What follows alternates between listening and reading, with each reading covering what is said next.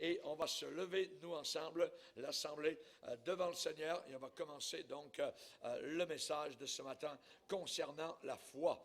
Dans Luc chapitre 18, verset 7. Alléluia.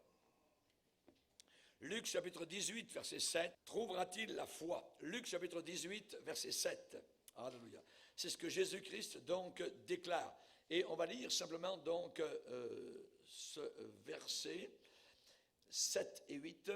Et Dieu ne fera-t-il pas justice à ses élus qui crient à lui jour et nuit? Et tardera-t-il à leur égard? Je vous le dis, il leur fera promptement justice. Mais quand le Fils de l'homme viendra, trouvera-t-il la foi sur la terre? Donc on va relire, si vous voulez bien, le verset 8. Je vous le dis, il leur fera promptement justice, rapidement, il va répondre, mais quand le Fils de l'homme viendra, trouvera-t-il la foi sur la terre? Seigneur, nous te demandons de bénir abondamment ce message que nous allons entendre aujourd'hui et qu'il puisse, Seigneur Jésus, répondre à différentes questions. Tu es le Dieu vivant, Seigneur, le Dieu réel, le Dieu puissant, le seul, l'unique. Merci, Père, pour le Saint-Esprit que tu nous as accordé, Seigneur, cette personne merveilleuse qui rend réelle ta parole. Et nous voulons la recevoir, cette parole, non pas comme étant uniquement la parole d'un homme, mais pour être ce qu'elle est véritablement, la parole du Dieu unique, la parole du Dieu vivant, cette parole qui agit dans nos cœurs pour nous qui croyons.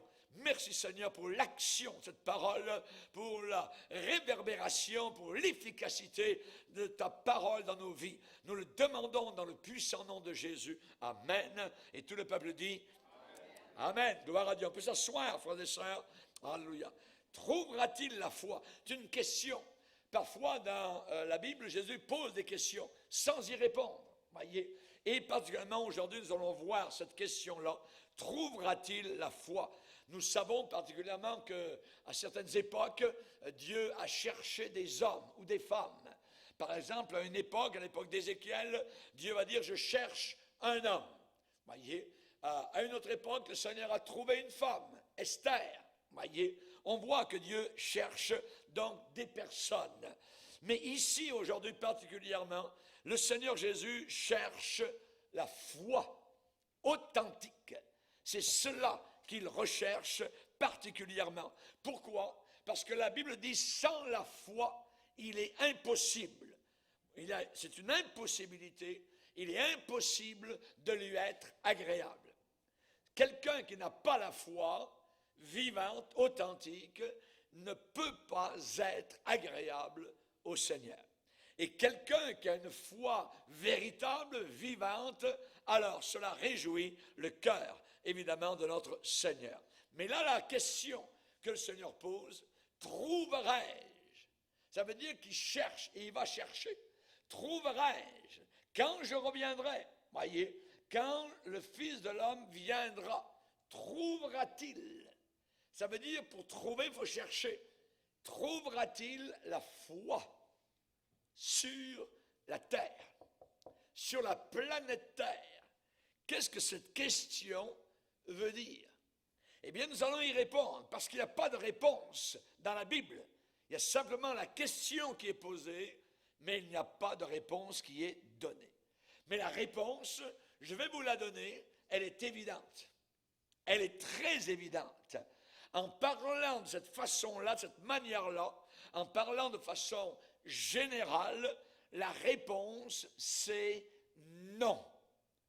Le Seigneur ne trouvera pas sur la planète Terre, de façon générale, la foi authentique quand il va revenir. Maintenant, pasteur, est-ce que cela signifie que l'Évangile est un échec? Cela signifie-t-il que l'Évangile est une faillite, n'a pas réussi? Loin de là. Loin de là. Voyez, certainement pas. L'Évangile fonctionne. L'Évangile réussit. L'Évangile sauve. l'Évangile guérit. L'Évangile libère. L'Évangile fait passer des ténèbres à la lumière, de la puissance de Satan à celle de Dieu. Alors pourquoi le Seigneur dit-il qu'il ne trouvera pas de façon générale la foi quand il va revenir? Eh bien, c'est une simple indication de la dépravation du cœur humain. Dépravation totale du cœur de l'homme. Jérémie 17 déclare: le cœur de l'homme est tortueux et méchant par-dessus tout. Quand vous entendez des gens dire: oh, le cœur de l'homme est bon, tout ça, c'est complètement faux. Le cœur de l'homme est méchant. Toi-même, tu es méchant. Nous sommes tous méchants. Notre cœur, un jour, un homme de Dieu a dit: quand je regarde le fond de mon cœur, je ne vois que l'enfer. Regarde bien au fond de ton cœur et tu vas voir l'enfer. Nous sommes non pas des gens bons. Et s'il y a quelque bonté en nous, elle ne vient pas de nous. Elle vient parce que nous sommes nés de nouveau, que nous avons acquis une nouvelle nature dans le Seigneur Jésus. Alléluia. On sait que le diagnostic a été posé par le Seigneur à l'entrée directement du prophète Ésaïe, où le Seigneur va parler, va interpeller les cieux et la planète Terre. Imaginez. Il en prend témoin ces deux éléments. Cieux, écoutez. Terre, prête l'oreille. L'Éternel parle. Alors on écoute. Et Dieu de dire: j'ai nourri et j'ai élevé des enfants, mais ils se sont révoltés contre moi. Le bœuf à la ferme connaît son possesseur. L'âne connaît la crèche de son maître, où il va se reposer et manger. Mais Dieu de dire: mon peuple à moi, ne connaît rien. Mon peuple n'a pas d'intelligence. Et il va dire: malheur à la nation pécheresse, au peuple chargé de péché, à la race des méchants, aux enfants corrompus. Ils ont abandonné l'Éternel, ils ont méprisé le Saint d'Israël, se sont retirés en arrière. Et Dieu va donner le diagnostic comme quelqu'un qui est à l'hôpital. Dieu va dire: la tête entière est malade, tout le cœur est souffrant, de la plante du pied jusqu'au sommet de la tête, rien n'est en bon état. Ce ne sont que des blessures, des contusions, des plaies vives qui n'ont été ni pansées, ni bandées, ni adoucies par l'huile. Dieu de déclarer, évidemment, le diagnostic, c'est un diagnostic de dépravation totale de l'homme. Dieu nous a donné la vie, et nous, de cette vie, qu'est-ce qu'on en a fait? On a mis Dieu à la poubelle. Nous avons mis Dieu de côté, nous ne voulons rien savoir comme génération du Seigneur. Et certainement pas que l'Évangile a failli. L'Évangile fonctionne, mais ça confirme simplement à la question de Jésus: trouverai-je la foi sur la terre? Ça confirme ce que la Bible dit: tous ont péché et sont privés de la gloire de Dieu. C'est ce qui arrive, tous ont péché, sont privés de la gloire de Dieu. Si on s'arrête là, eh bien c'est très sombre, c'est très obscur. Mais le verset continue en disant: c'est en Jésus-Christ que nous avons la vie éternelle et de façon gratuite. Mais sans Jésus-Christ, ça reste que tous sont privés de la gloire de Dieu. Ça veut dire n'iront pas au ciel, iront en enfer, où il n'y a aucune gloire du Seigneur dans ce lieu terrible et horrible. Et là, quand Jésus dit: trouverai-je la foi sur la terre, voyez, eh bien ça démontre simplement que l'homme sans Dieu, l'homme loin de Dieu, s'enfonce de plus en plus profondément dans la boue, littéralement. Exactement comme le fils prodigue a quitté la maison paternelle, est allé avec les débauchés. Finalement, la Bible déclare qu'il s'est éloigné loin de la maison de son père. Et aujourd'hui, cette génération, eh bien, est en train de s'éloigner totalement de Dieu, ne veut rien savoir. Dieu est là et ils mettent le dos à Dieu. Ils ne veulent rien savoir du Seigneur. Évidemment, l'Évangile a été prêché, mais le problème, c'est que la majorité des gens, la majorité des hommes qui exercent leur volonté libre ont choisi, je dis bien choisi. Ils ont choisi quoi? Ils ont choisi de ne pas l'accepter. Ils ont refusé ils ont choisi de ne pas obéir. Ils ont choisi de ne pas le recevoir et de ne pas s'y soumettre. Et c'est un jugement qui tombe sur eux, puisque la Bible dit ce jugement, c'est que la lumière est venue dans le monde et que les hommes ont préféré les ténèbres à la lumière. Donc, évidemment, trouverai-je la foi? Les choses, avez-vous remarqué, ne sont pas en train de s'améliorer autour de nous. Elles ne s'améliorent pas du tout, voyez. Les gens peuvent embrasser la religion, ah oui, mais ce n'est pas l'Évangile qui sauve et libère. La religion ne sauve personne. C'est l'Évangile authentique qui sauve, qui libère. Et aujourd'hui, nous avons d'autres évangiles qui sont promulgués par des anges de lumière, qui séduisent les masses de gens. Et nous voulons rester à l'évangile du sang, à l'évangile de la croix, à l'évangile des siècles, l'évangile qui a duré depuis 20 siècles. Et Jésus savait très bien que lorsqu'il reviendrait, eh bien, il trouverait quoi? Il trouverait la disette, la pénurie de la véritable foi. Trouverais-je la foi? Voyez, Jésus savait qu'il trouverait le manque de foi, le dénuement de la foi, la stérilité sans la véritable foi. Les gens secs, trouverais-je la foi? On sait que l'apôtre Pierre, dans sa deuxième lettre, déclare exactement les conditions qui prévaudront lors du retour de Jésus-Christ.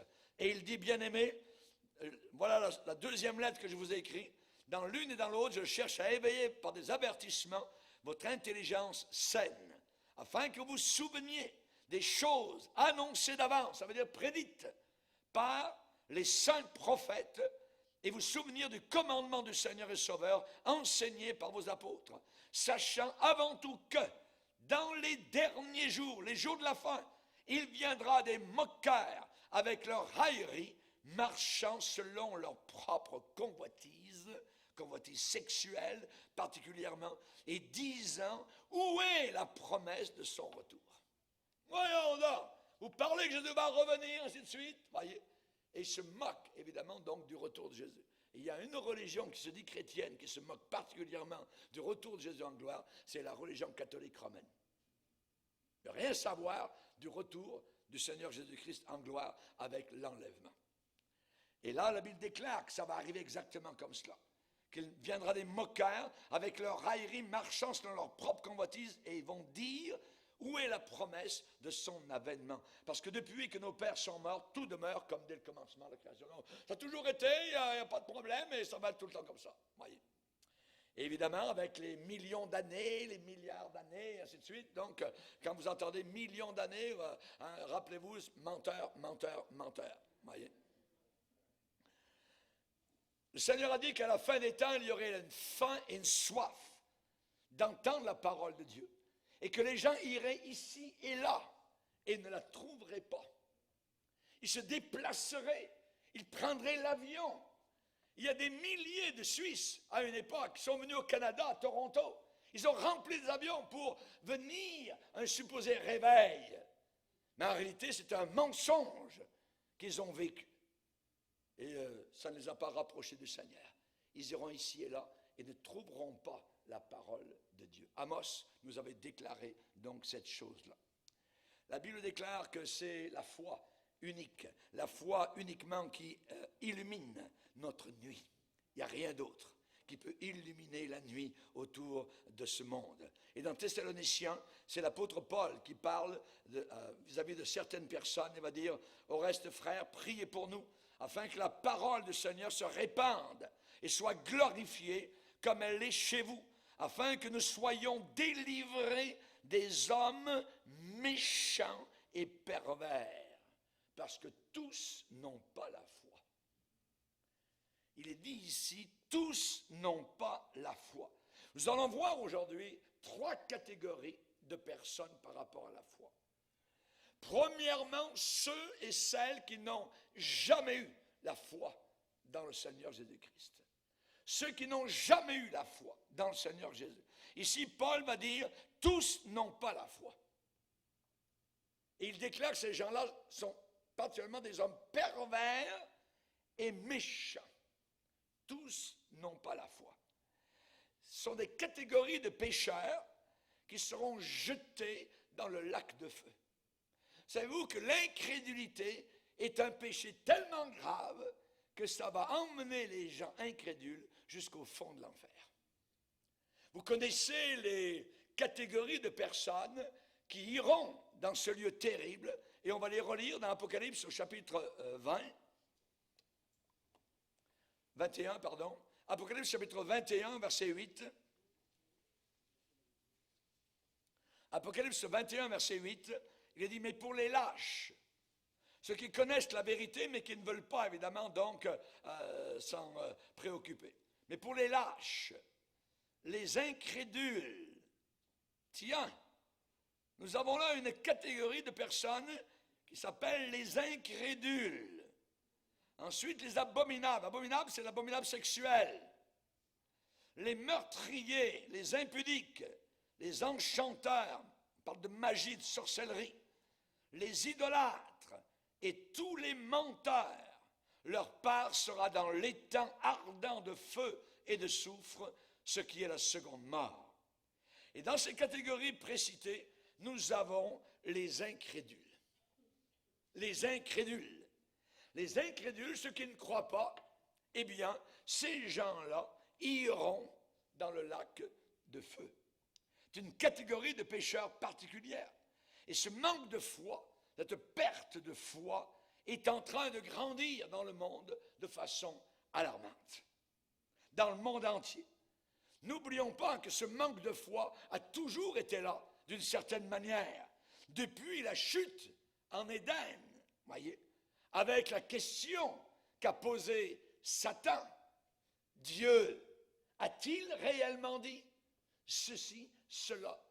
Et là, il a déstabilisé Ève, qui a commencé à douter de la parole du Seigneur. Dieu a-t-il réellement dit? Voyez.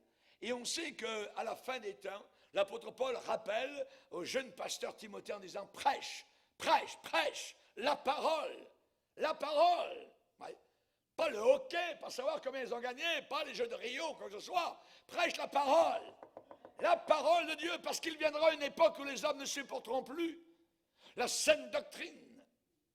Mais ayant la démangeaison d'entendre des choses agréables, ils se donneront une foule de docteurs, de gens qui auront des doctorats en théologie. Mais qu'est-ce que ça nous fait, ça? Une belle jambe. So what? Voyez? Ce qu'il faut, c'est la vérité. Ce qu'il faut, c'est marcher avec le Seigneur. Prêche la parole. Annonce la parole. Couvre-toi de la parole. Et dans ta main l'épée de l'Esprit qui est la parole de Dieu. Quand tu témoignes, ce ne sont pas uniquement tes paroles à toi qui vont toucher le cœur des gens, mais c'est la parole de Dieu dans ta bouche qui bouleverse. Et les gens vont s'en rappeler de la parole de Dieu. Dans Genèse, au chapitre 4, nous avons le début d'une histoire qui continue jusqu'à présent.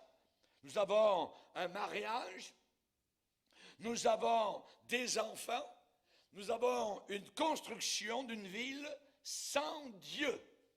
Connaissez-vous le nom de la première ville de la planète Terre qui a été construite? Elle s'appelait Enoch. Je m'en vais à Enoch. Je vais me cacher à Enoch. Je vais aller faire du commerce à Enoch. C'était le nom de la première ville. Là où l'on pouvait vivre sans Dieu, à partir de l'arrière-grand-père qui s'appelait Caïn et qui avait tué, qui avait du sang sur les mains et qui lui s'était éloigné de la présence du Seigneur. Il a bâti une ville. Le meilleur endroit pour se cacher de Dieu, c'est la ville. Dans la ville, il y a des choses qu'on ne fait pas à la campagne. Et Satan le sait. Et c'est l'histoire humaine, je dirais de façon générale, l'histoire humaine en capsule, là où il n'y a pas la foi. Rappelez-vous Pharaon, devant Moïse, Pharaon a été endurci. Vous savez, il a vu des miracles extraordinaires sous ses yeux, opérés par un homme de Dieu, appelé Moïse. Et quand un homme tourne son dos à Dieu, il n'y a rien qui va ne l'endurcir plus que les véritables manifestations de la puissance de Dieu. quand quelqu'un voit des miracles de Dieu et ferme son cœur, le cœur devient dur comme du granit. Les miracles ne sauvent personne. Pharaon n'a pas été sauvé. Il a vu des miracles. Combien de personnes ont dit, si je vois un miracle, je vais croire. Non, tu ne croiras pas plus. C'est la parole de Dieu, premièrement, qu'il faut croire. Si tu ne crois pas à la parole, rien n'y fera. Il a été dit dans Luc 16, même si un mort ressuscité, il ne croirait pas plus. C'est un homme en enfer qui a prié. Il a dit, j'ai 5 frères sur la terre. Il faut envoyer quelqu'un leur dire. Et il lui a été répondu. Sur la terre, ils ont ce livre. Ils ont la parole de Dieu. S'ils ne croient pas ce livre, s'ils ne croient pas la parole de Dieu, même si un mort ressuscité, ils ne croiraient pas plus. C'est ce livre, premièrement. C'est la parole du Seigneur qui vient en premier. Et Pharaon a été endurci. Il a vu des miracles à tout casser. Et son cœur a été fermé. La Bible dit dans Jean 12 que malgré tant de miracles que Jésus avait fait, il ne croyait pas en lui. Il ne croyait pas en lui. Chers amis, plus un homme s'en approche du côté spirituel, divin, voyez, plus il est capable de s'endurcir parce que son cœur est fermé. Et Pharaon a été témoin de miracles qui vous feraient trembler, vous et moi. Pharaon a vu des signes de la puissance du Dieu Tout-Puissant à ne pas s'y méprendre. C'était clair, c'était Dieu. Est-ce que cela l'a amené à la repentance? Est-ce que cela lui a fait plier le genou devant le Seigneur? Tout à fait le contraire. Plus il voyait les miracles, plus il devenait têtu et entêté. Jésus a dit, allez par tout le monde entier et prêchez la bonne nouvelle. Celui qui croira sera sauvé. Celui qui croira sera sauvé. Celui qui ne croira pas sera damné. Trouverai-je la foi quand je reviendrai sur la terre? Vous savez, ces gens qui attendent un réveil mondial, c'est un mensonge. Jésus a dit, trouverai-je la foi quand je reviendrai sur la terre? Chers amis, c'est la vérité. Il faut probablement que nous restions réveillés. Dieu fera le reste qu'il veut faire.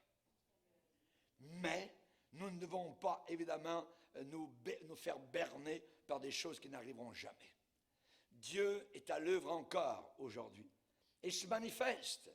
Il se manifeste à ceux qui ont des yeux pour voir et des oreilles pour entendre. Dieu ne change pas les rivières en sang aujourd'hui comme il l'a fait en Égypte. Il ne remplit pas le pays de grenouilles. Non, non, non, non, voyez. Mais autour de nous, simplement, regardons la nature. La nature autour de nous, elle nous crie, je dirais, à tue-tête. Dieu est grand, Dieu est puissant, Dieu est réel. Il y a un Dieu. La belle nature autour de nous nous dit tout cela. L'insensé dit en son cœur, il n'y a pas de Dieu. Ça, c'est fou de dire une chose semblable. Et la Bible dit que les hommes ont quand même vu la gloire de Dieu, ils ont vu les beaux couchers de soleil, ils ont vu les beaux champs de neige, ils ont vu cette gloire du Seigneur. Ils se sont arrêtés au bord des plages et ont vu les vagues se fracasser contre les rochers. Ils ont vu et ressenti cette puissance divine, mais ils n'ont pas glorifié le Seigneur. Ils n'ont donné aucune gloire. Ils ne l'ont pas glorifié, ils ne l'ont pas remercié, ils ne l'ont pas rendu grâce. Ils se sont égarés dans leurs pensées et leur cœur sans intelligence a été plongé dans les ténèbres. Dans les ténèbres. Chers amis, il y a seulement et uniquement une très petite minorité de la population mondiale qui a plié les genoux devant Jésus-Christ. Seulement une petite minorité qui a expérimenté la nouvelle naissance dans le véritable royaume de Dieu. Vous savez, il y a des gens qui approchent l'Évangile d'une certaine manière. Il y en a qui approchent l'Évangile d'une manière, je dirais, comme du temps de Jésus. Hé Jésus, et toi, dans ta religion là-bas, est-ce qu'on est capable de divorcer dans ta religion? Vous pensez que ces gens sont intéressés à Jésus? Non, non, non. Pas plus que les gens de la génération de Jésus. Quand ils sont venus vers Jésus, ils l'ont dit, « Hé, Jésus, est-il permis de répudier sa femme pour un motif quelconque? Pensez-vous que ces gens sont venus pour être sauvés? Non! Ils cherchaient une solution, je dirais, pour passer à côté et vivre dans le péché. C'était des questions pièges. Ils pensaient qu'ainsi, ils pourraient discréditer le Seigneur, réfuter ses paroles, désapprouver ses dires. Voyez?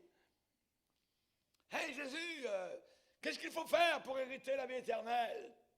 Ah, les commandements, moi je suis un bon gars, j'ai toujours obéi aux commandements. Ces gens-là ne voulaient pas être sauvés. Ils voulaient trouver des failles dans la personne de Jésus pour l'accuser. Hey Jésus, regarde la femme adultère, on l'a prise en flagrant délit, qu'est-ce que tu dis toi? Moïse a dit cela et toi, qu'est-ce que tu dis? Pensez que ces gens-là voulaient être sauvés? Non, non, ils cherchaient à prendre Jésus en défaut. Des questions pièges. Voyez, pour se justifier dans leur péché. Dans leur péché. Hey Jésus, est-il permis de faire une guérison le jour du sabbat? Voyez, c'était ce genre de questions-là. Voyez, des incrédules. Les incrédules, parfois, sont remplis de questions. Certaines sont sincères, certaines sont honnêtes, mais beaucoup des questions des païens sont seulement un refuge pour leur conscience coupable. C'est la façon du pécheur de se dire, moi je suis correct, Dieu est bon, Dieu est plein d'amour, on verra bien plus tard, ainsi de suite, voyez. Oh, ou bien ils peuvent dire, il n'y a absolument rien dans le christianisme, moi je me tourne dans le bouddhisme, moi maintenant je fais du yoga, maintenant je fais de la méditation transcendantale, ainsi de suite, voyez. Et là, je suis en contact avec un monde que tu ne connais pas pour avoir des pouvoirs, ainsi de suite. Voyez. Chacun peut faire sa propre religion et l'inventer. Toutes les religions sont bonnes. On l'entend dans les oreilles rabâchées, voyez, de cela. Et l'autre jour, ma femme a dit à un homme, non monsieur, toutes les religions ne sont pas bonnes. Il n'y a qu'une religion qui est bonne, c'est celle de Jésus-Christ de Nazareth, quand on a une relation personnelle avec lui. Donc les incrédules, direction l'enfer. C'est la première donc, catégorie de personnes. Deuxième catégorie. Et nous passons à une catégorie, je dirais, bien plus, difficile. Ce sont ceux et celles qui ont déjà eu la foi et qui l'ont perdue. Ceux qui ont déjà, dans le passé, ils ont cru, ils étaient avec nous, mais aujourd'hui ils ne sont plus avec nous. Tous ne sont pas des nôtres. Tous ne sont pas des nôtres. Et la Bible nous enseigne qu'à la fin des temps, plusieurs abandonneront la foi biblique pour s'attacher à des démons. Rendez-vous compte. S'attacher à des puissances diaboliques. 1 Timothée chapitre 4. Oui. Ils m'ont abandonné, va dire le Seigneur, moi qui suis une source d'eau vive. Moi qui suis une source d'eau vive, ils m'ont abandonné. L'Esprit dit expressément que dans les derniers temps, plusieurs abandonneront. Un abandon. Quand dans la Bible il y a le mot abandon, c'est toujours abandon volontaire. Les deux yeux ouverts. Pleinement conscient. On abandonne, on lâche, on met par-dessus bord ce que Dieu demande. Cette catégorie de personnes, ceux qui ont déjà eu la foi et qui l'ont perdue, cette catégorie est bien plus misérable et pitoyable que la première catégorie, ceux qui n'ont jamais eu la foi. Cette catégorie est terrible, parce que celui qui n'a jamais connu, qui n'a jamais expérimenté la foi, ne sait pas ce qu'il manque. Il ne le sait pas. Mais l'homme qui a déjà eu la foi et qui l'a perdue, c'est l'homme le plus tourmenté des êtres humains sur la planète. C'est un tourment. Cette personne n'est pas bien avec les chrétiens. Cette personne n'est pas bien avec les païens. Ceux qui ont déjà eu la foi et qui l'ont perdue. Il viendra un temps où les hommes ne supporteront plus la saine doctrine. Voyez. Et une des plus grandes tragédies dans la Bible, c'est celle du roi Salomon. La Bible déclare qu'à l'époque de la vieillesse de Salomon, vous qui commencez à être âgé, faites très attention, parce que le diable est capable de vous avoir alors que vous avez les cheveux blancs. C'est à l'époque de la vieillesse que Satan a réussi à avoir Salomon. Il est dit qu'à l'époque de la vieillesse de Salomon, ces femmes inclinèrent son cœur vers d'autres dieux. Et son cœur ne fut point tout entier à l'Éternel, son Dieu, comme l'avait été le cœur de David, son père. Qu'est-ce que Jésus a dit? Si le sel perd sa saveur, il sert à rien. Absolument zéro sur la planète Terre. Le sel est utile quand il garde sa saveur. Mais on ne peut pas ressaler du sel qui a perdu sa saveur. Si le sel perd sa saveur.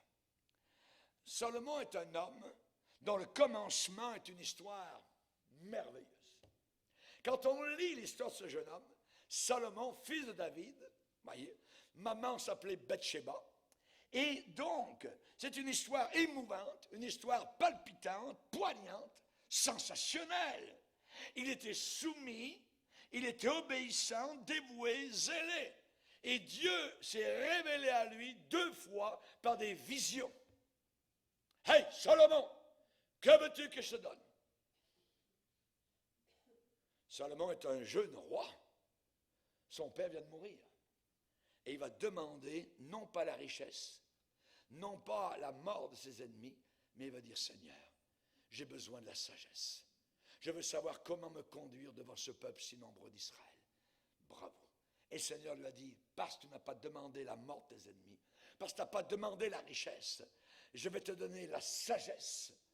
Et je vais te donner en plus ce que tu n'as pas demandé. 2 fois, le Seigneur s'est révélé à lui en pleine nuit. Imaginez. Certains vont dire, après avoir eu des visions véridiques, jamais il va s'éloigner de Dieu. Toujours, il va rester fidèle au Seigneur. Toujours, il va se rappeler comment Dieu lui a accordé cette sagesse, sa bénédiction. Eh bien, hélas, 3 fois hélas, les visions et les miracles encore là ne nous attachent pas au Seigneur. C'est ce livre. Amen. C'est la foi authentique en Jésus-Christ. C'est jour après jour la marche avec le Seigneur dans une foi soumise. Et peut-être que Salomon n'avait pas beaucoup de conflits dans son royaume. C'est un royaume de paix, non pas comme son père David. David était toujours en guerre quelque part. Il y avait toujours un ennemi qui le poursuivait. Il y avait le roi Saül. Il vivait au milieu des cavernes, au milieu des chauves-souris. Ensuite, même quand il est monté au trône, eh bien, il y a eu des ennemis, les Ammonites, ceci et cela, donc venaient attaquer. Et David consultait le Seigneur et avait la victoire. Mais Salomon arrive et c'est la paix.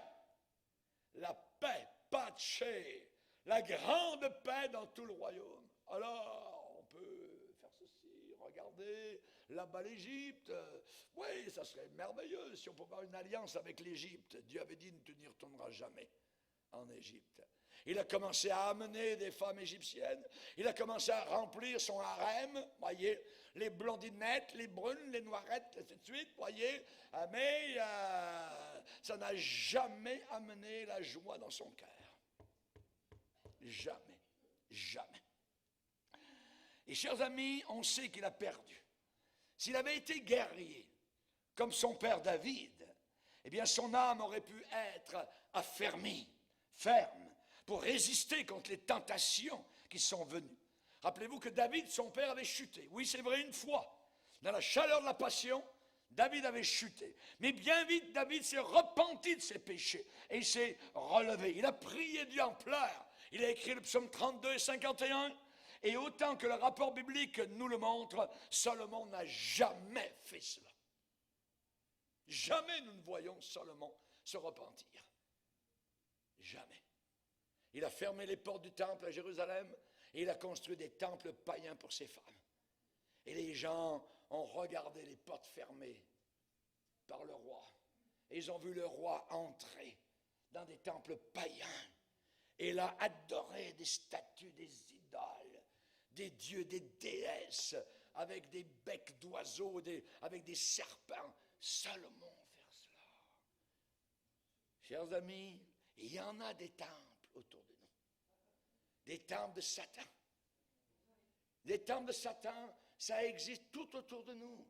Et si le chrétien ne vient pas au temple du Seigneur, le diable va lui dire, tu peux entrer dans mon temple un peu, juste pour regarder. Et beaucoup ont été pris comme cela. Même certains sont allés dire, moi je vais aller témoigner dans ces temples. Et ils ont commencé à swinguer la bottine, danser. Jésus était bien loin. Et ils sont restés sur la salle de danse. Ils sont restés avec leur boc de bière. Ils sont restés. Ils sont revenus à se piquer avec la dope et ainsi de suite. Il faut rester fidèle au Seigneur dans les temps dans lesquels nous sommes. Vous savez, le dernier livre que Salomon a écrit, c'est un livre qui est très vrai et qui dit de grandes vérités. Et à la fin de ce livre, Salomon, qui connaît la vérité, mais on ne voit pas que vraiment il se soit repenti, va dire, écoutez la fin du discours. Et il va dire, la fin de mon discours, crains Dieu, observe ses commandements, c'est là ce que doit tout homme, car Dieu amènera toute œuvre en jugement au sujet de tout ce qui est caché, soit le bien caché, soit le mal caché. Et il termine là. Mais ne voyons pas qu'il se repent. Il connaît la vérité. Il sait ce que l'homme doit faire. Craindre Dieu. Obéir à la parole du Seigneur. Quand je reviendrai, trouverai-je la foi sur la terre. Il va trouver des lieux religieux. Il va trouver des assemblées de milliers de personnes. Mais il ne cherche pas les assemblées de milliers de personnes. Il cherche la foi dans un cœur, dans une âme.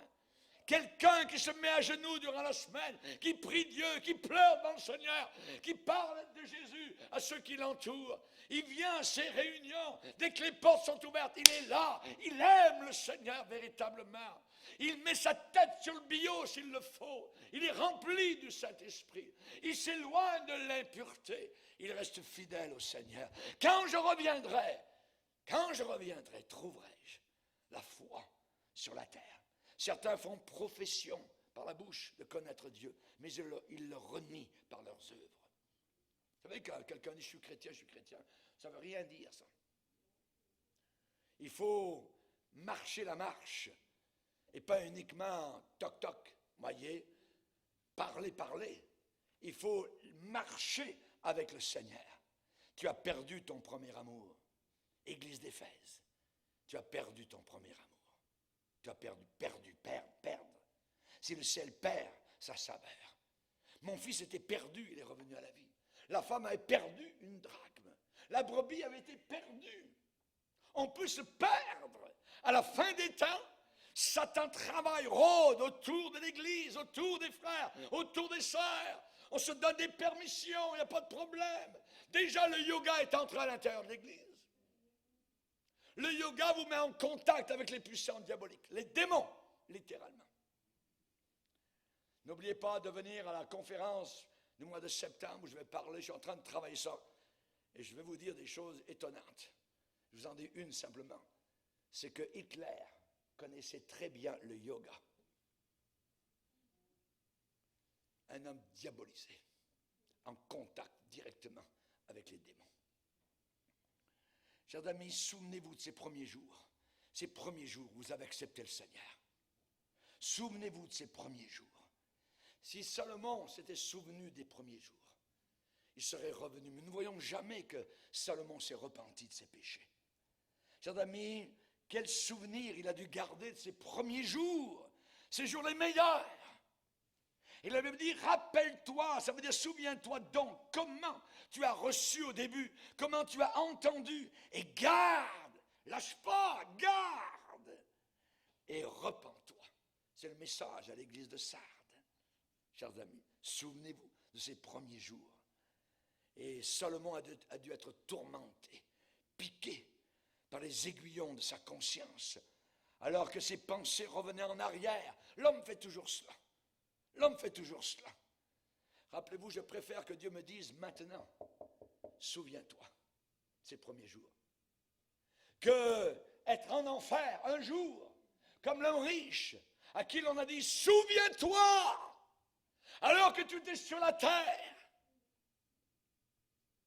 Souviens-toi, en enfer, tous se souviennent. Tous se souviennent. Ils savent combien il leur reste de frères et de sœurs sur la planète Terre. Ils savent en enfer qu'ils auraient dû donner leur vie à Jésus. Ils savent qu'ils sont venus s'asseoir dans une assemblée chrétienne, entendre un prédicateur, leur prêcher tout son cœur la parole de Dieu. Et ils ont fait fi de cela. Souviens-toi, ils se souviennent. C'est un ver qui ne mourra jamais. Les tourments ont dû piquer Salomon. Il a dû se rappeler lorsque le temple a été dédicacé à Jérusalem, quand la gloire de Dieu est descendue dans le temple, quand il était à genoux devant toute la populace et que la gloire de Dieu est descendue. Il a dû se souvenir de cela. Les occasions où il a entendu la voix du Seigneur de façon audible. Il a dû se souvenir des années en or où il marchait avec Dieu. Jésus a averti que dans les derniers jours, parce que l'iniquité se serait accrue, le péché, vous le voyez monter semaine après semaine, ça monte comme une marée, la poubelle. Vous dites, c'est pas possible que l'homme puisse faire ça, penser cela, dire cela, imaginer cela, montrer cela. Mais ils le font. L'iniquité grandit, alors la charité de la majorité va tomber. La charité, l'amour agapé, l'amour envers le Seigneur. Alors il faut se battre dans ton cœur, il faut que tu t'armes, il faut que dans ton cœur il y ait des décisions comme Daniel à Babylone, qui avait décidé de ne pas se salir. L'apôtre Paul a plaidé avec les Galates ont laissé tomber à un moment donné. Oh oui, mais là on est remarqué, tout ça, on est à part, on ne veut pas, les gens nous disent de mal de nous, ainsi de suite. Et ça serait bien si on retournait, on va continuer à garder Jésus dans le cœur, puis on va retourner à la synagogue, on va retourner aux affaires juives. Paul leur écrit, qu'est-ce que vous faites? Comment retournez-vous à ces faibles et pauvres rudiments auxquels vous voulez de nouveau vous asservir? Auparavant, l'Église chrétienne, dans le monde entier, il y avait deux fronts. Quand vous parliez à quelqu'un, généralement, qui avait une base catholique, il vous disait, oh, je suis catholique. Il y avait deux fronts. On s'opposait. Mais l'Église catholique, au travers des décennies, maintenant, s'est infiltrée, tranquillement. Et on a eu les hommes d'affaires du plein évangile, par exemple, avec main dans la main avec les catholiques. Les catholiques ont gardé Marie, ils ont gardé la prière pour les morts, ils ont gardé les cierges, et ainsi de suite. Et les pauvres chrétiens ont dit, bon, l'amour, c'est l'amour qui surpasse tout. C'est ça qui est le plus important. Et aujourd'hui, nous avons un mouvement évangélique en train de s'engloutir avec la papauté, qui dit que, non, Jésus a dit, allez par tout le monde prêcher l'évangile. Pourquoi? Non, pas besoin d'y aller. Ils sont tous sauvés. Tous les hindous sont sauvés, tous les musulmans sont sauvés. N'importe quelle religion fera l'affaire. Vous avez affaire à un ouvrier de Satan qui est là. Et les pauvres évangéliques disent, c'est l'amour, l'amour. Mais ils sont trompés, c'est qu'il faut avoir l'amour de la vérité. Il faut aimer ce qui est vrai. Si la vérité me divise, alors restons divisés. Ne touchez pas ce qui est impur, et je vous accueillerai, dit le Seigneur Tout-Puissant. The Almighty God. Le Dieu Tout-Puissant va m'accueillir si moi je reste à part, je reste dans la vérité, je reste dans la sainteté. Comment voulez-vous retourner à ces faibles et pauvres rudiments auxquels vous voulez de nouveau vous asservir? Un petit chapelet, tout ça. Hein? Le corps de Christ, touc. Voyez? Attends. Voyez? Satan connaît la Bible. Satan connaît la Bible. Il l'a cité à Jésus. Il a cité des parties du psaume 91, rappelez-vous. Il sait aussi que son temps est très court. Il sait que son temps est court. Alors il travaille dans la séduction. Dans la séduction. La Bible dit que c'est lui qui séduit le monde entier. Même s'il ne connaît ni le jour ni l'heure, il sait que son temps est court. Malheur à la terre, parce que le diable est descendu vers vous animé d'une grande colère, sachant qu'il a peu de temps. Il le sait. Il le sait. Et il est prêt à lancer ses attaques les plus terribles sur la foi des croyants, alors qu'il ressent évidemment donc que son temps est presque terminé et que le retour de Jésus est proche. Tout ce qui affaiblit ma vie chrétienne, écoutez bien ce que je suis en train de dire, tout ce qui affaiblit votre vie chrétienne, tout, de n'importe quelle façon, de n'importe quelle manière, va affaiblir aussi votre foi. Va affaiblir aussi votre foi. Si vous avez une infection dans votre pied, dans le pied, aïe, ça va drainer la force qu'il y a dans votre main. Même votre main va ressentir le mal qui n'est pas dans la main, mais qui est dans le pied. Si vous avez un doigt qui est blessé, eh bien, le mal va se faire ressentir dans tout votre corps. Tout ce qui affaiblit votre foi, tout ce qui affaiblit votre foi de n'importe quelle manière, c'est dangereux. Très, très dangereux. Et je dirais que personne ne peut posséder en même temps une vie de prière faible et avoir une foi forte. Impossible. Vous ne pourrez jamais avoir une vie de prière faible. Seigneur, tu sais, je n'ai pas le temps, mais je m'en vais au travail, puis bye bye, à ce soir.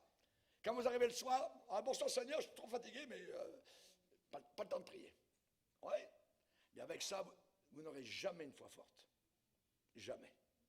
Jamais. Vous ne pourrez jamais en même temps avoir une lecture de la Bible faible et avoir une foi forte. Qu'avez-vous lu la semaine passée dans la Bible? On ne demandera pas de lever les mains. Combien de chapitres avez-vous lu? On ne peut pas avoir en même temps une lecture de la Bible faible et une foi forte. On ne peut pas avoir une adoration faible et une foi forte.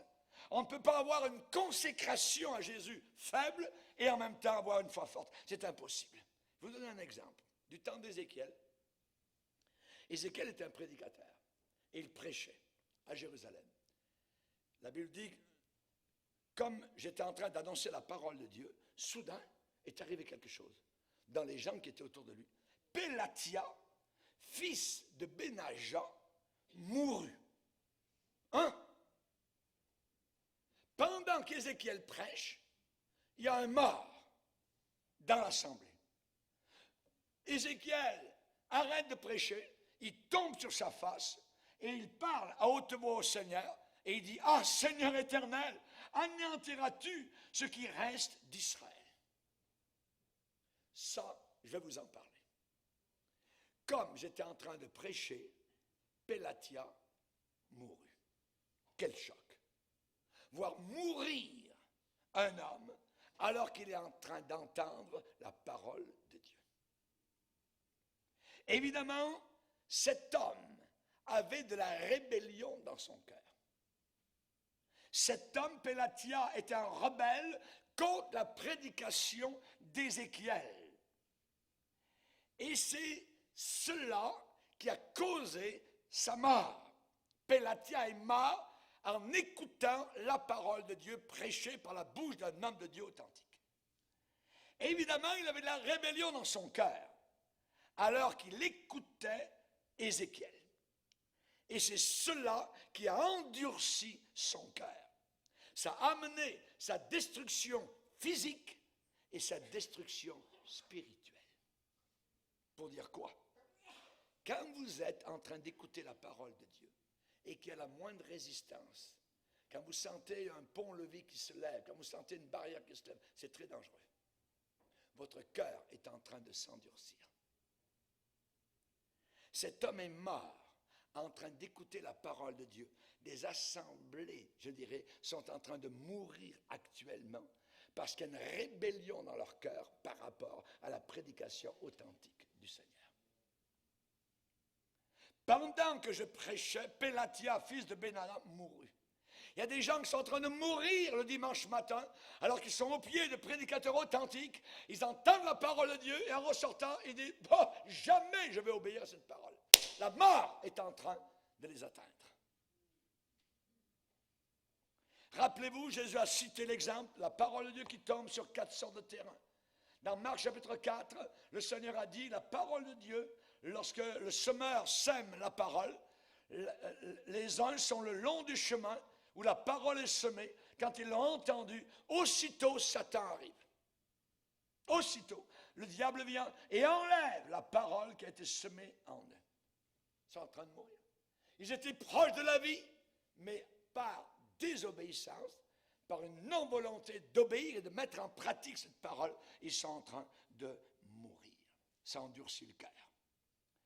Et je dirais, ce n'est pas tout le monde qui meurt physiquement en écoutant l'évangile prêché, mais beaucoup sont en train de mourir spirituellement. Alors qu'ils écoutent des paroles de grâce, des paroles de vérité. Judas était déjà mort avant son suicide. Satan était déjà entré. Il était à côté de la parole de Dieu, il était à côté de Jésus, il était à côté de la lumière. Mais les ténèbres étaient déjà en lui. Et la Bible dit que quand il sortit de la présence de Jésus, il faisait nuit. Ce n'était pas la nuit uniquement sur Jérusalem, c'était la nuit de l'enfer. Le roi Saül était à côté de David. David chantait. Il chantait des chants pour le Seigneur, des psaumes. Il était à côté de la parole de Dieu. Mais plus il entendait la parole de Dieu, plus son cœur s'endurcissait. Jusqu'au jour où il s'est suicidé lui-même. Vous savez, les suicides dans l'Église de Dieu, des chrétiens qui sont morts suicidés. Ça arrive, parfois les pasteurs ne veulent même pas dire que la personne s'est suicidée. Des chrétiens. Vous pensez que ces gens-là, évidemment, donc, sont suicidés par hasard? Non. Non. Ces gens-là sont descendus en enfer parce qu'ils sont tenus devant des hommes qui leur ont annoncé la parole de Dieu et la résistance était contre cette parole-là. Quand vous avez des homosexuels qui sont au pied de la parole du Seigneur et continuent à vivre comme ils sont déjà morts. Ils sont déjà morts. Aucune vie. C'est très important ce que je suis en train de dire aujourd'hui. C'est la raison pour laquelle venir dans une église et entendre la parole de Dieu et connaître certaines choses dans notre cœur que nous ne mettons pas en règle avec le Seigneur, semaine après semaine, on continue pareil, ça c'est très dangereux. La mort s'installe, la mort fait son chemin et le cœur est endurci. Oh, j'ai déjà entendu cela. Ah oui, pasteur, prêche. Ça c'est dangereux. Ça, c'est dangereux. Et c'est évidemment donc des choses dont nous devons faire attention. Nous ne sommes pas de ceux qui se retirent pour se perdre, mais nous sommes de ceux qui ont la foi pour sauver leur âme.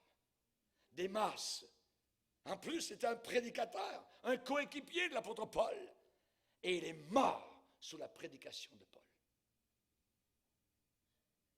Démas m'a abandonné par amour pour le siècle présent. Il est parti. Il est mort. Nous connaissons, moi et mon épouse, des gens qui ont été sous la prédication de notre ministère. Parfois, c'est une prédication très forte. Ces gens-là sont morts spirituellement. Ils ont entendu année après année des messages à vous faire trembler. Et pourtant, leur cœur s'est endurci. Et un beau jour, touc, le résultat était visible. Démas, coéquipier de Paul, est mort sous la prédication de l'apôtre Paul. Il est parti pour Thessalonique parce qu'il aimait le monde. La dernière chose qu'on apprend sur lui, c'est quelque part là-bas à Thessalonique. Il a quitté le ministère.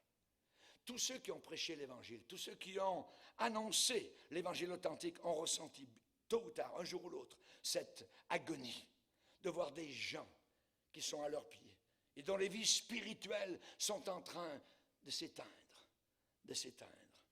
de mourir, alors que Jésus leur est présenté, alors que la vie chrétienne leur est annoncée.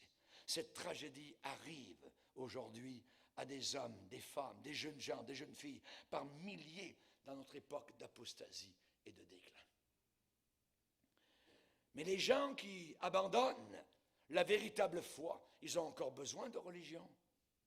Et vous leur posez la question, « Ah, mais je suis chrétien, je vais à l'église. » « Ah oui, quelle église? Quelle sorte d'église? »« Ah, la grosse église là-bas. »« Ah ouais, ah. » Là où l'on meurt. Là où l'on meurt. Là où la mort est installée. C'est un lieu merveilleux pour se cacher. Ils ont besoin de religion. Ils ont encore besoin de religion. Mais ils sont comme les apostats dans l'Ancien Testament, qui voulaient des prophètes.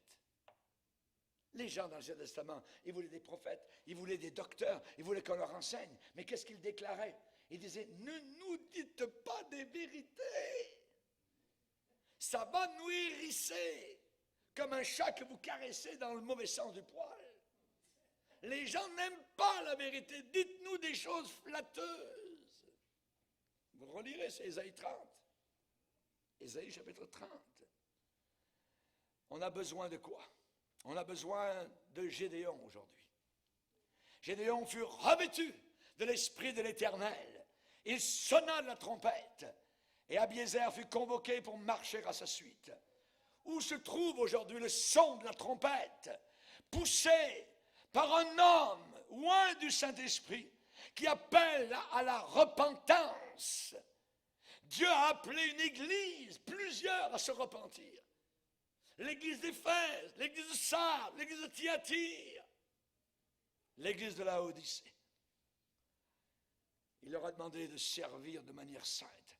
Mais le problème, si la trompette rend un son confus, si la trompette fait un petit swing, vous voyez, jazzé, vous voyez, c'est pas pour aller au combat.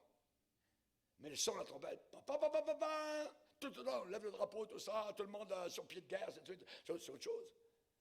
Mais si la trompette rend un son confus, quand vous êtes à l'armée, il y a toutes sortes de sons. Faites bien attention. Dans la marine, c'est encore pire parce que c'est des sifflets. Vous voyez? Puis là, il faut savoir quelle sorte de sifflet.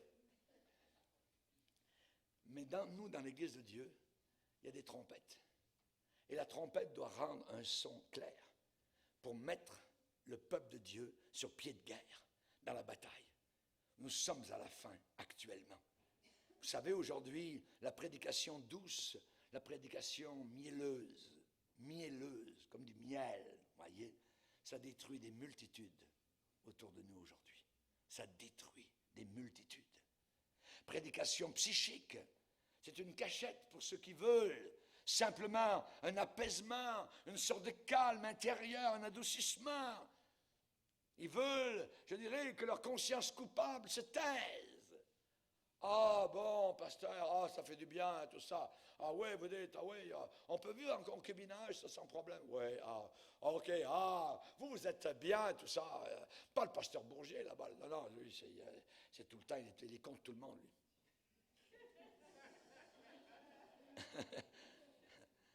Si la trompette rend un son confus, qui se mettra au combat?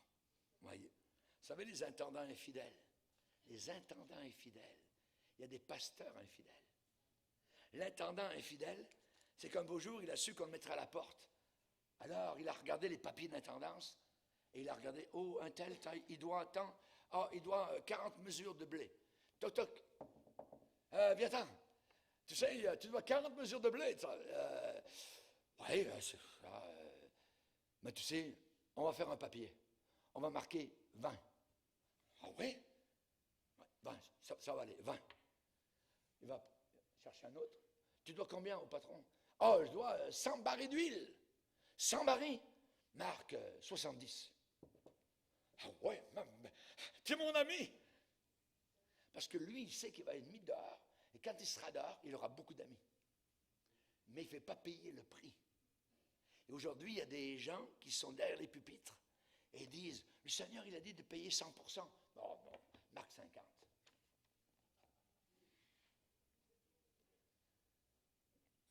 Seigneur, nous sommes devant toi.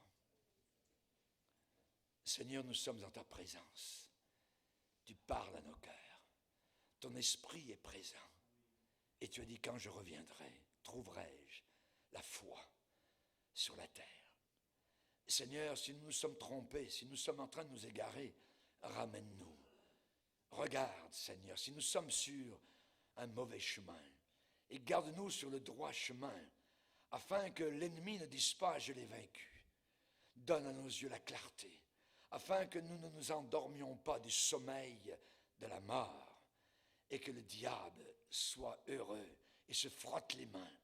Seigneur, nous te demandons de nous aider dans ces derniers jours si difficiles, si confus, si diaboliques. Seigneur, nous avons besoin de ta grâce. Et nous désirons non pas présumer de nos forces spirituelles, mais nous voulons au contraire marcher de plus en plus avec humilité en ta présence, Seigneur, sachant que le diable, chaque jour, chaque semaine, nous tend des pièges.